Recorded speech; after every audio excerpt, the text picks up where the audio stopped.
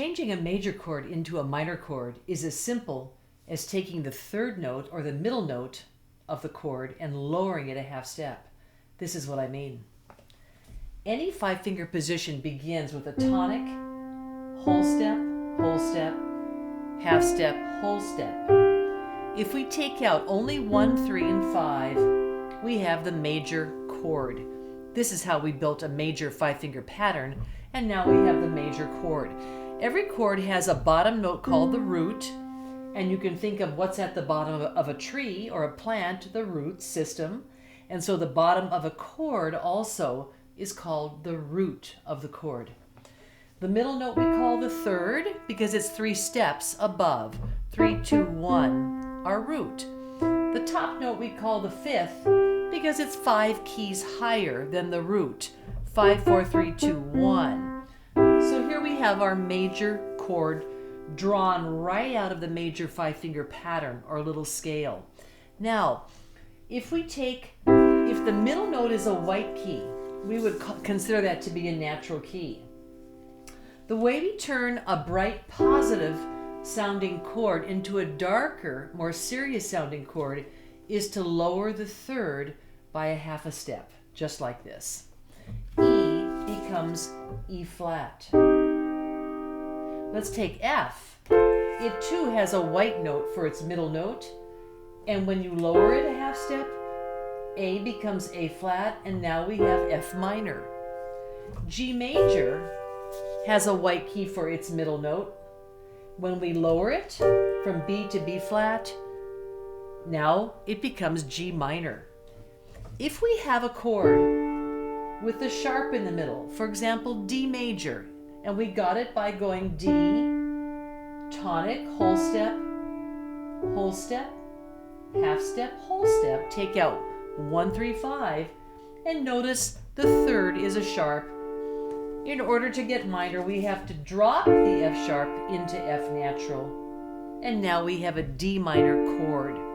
Remember, the name of the chord is always coming from the root note or the root. E major has a sharp key in the middle. It's G sharp. If we lower it, G sharp turns into G natural. And now we have the E minor chord, because the letter name from the root is what gives the whole chord its name. If we take A major and we go back and think tonic, whole step, half step, whole step, take out 1, 3, 5 only for the major chord.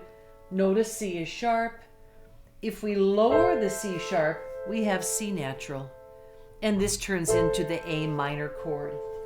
Now, this particular exercise, Technique Lesson 9, on page 29 of your syllabus, asks us to play a major chord followed by a minor and returning to the major.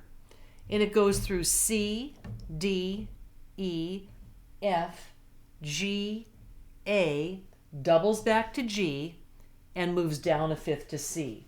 So our positions will have to be here, E, F, G, A, double back to G, and slide back to C.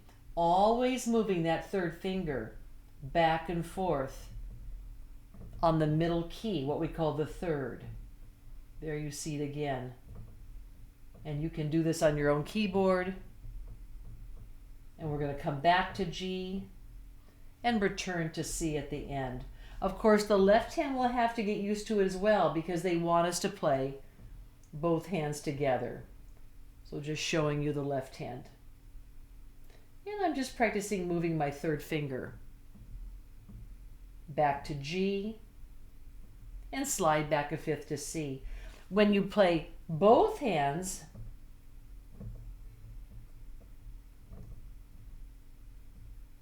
again, always drilling that middle finger. Can it try together on raising the third and lowering the third?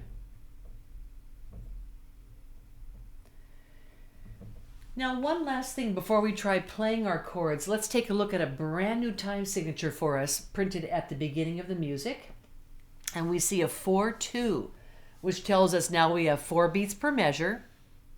And the half note is represented by the number 2. It now receives 1 beat. So if we go to our chords, we see the first chord is beat 1, second chord is beat 2. The third chord that returns to the major is a whole note, and we know there are 2 half notes in a whole note, so this has to be beat 3 and 4. Here's the way it will sound for the right hand.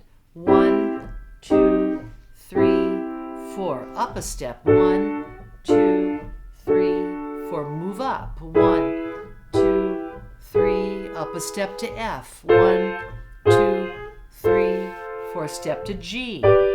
2, 3, 4. Up to A. 1, 2, 3. Down a step to G. And return to C. 1, 2, 3, 4.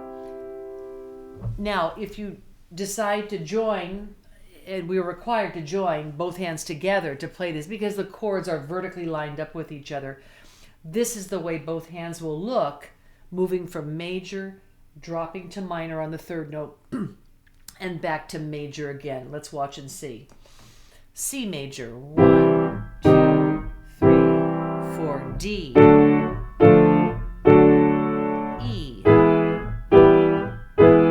F.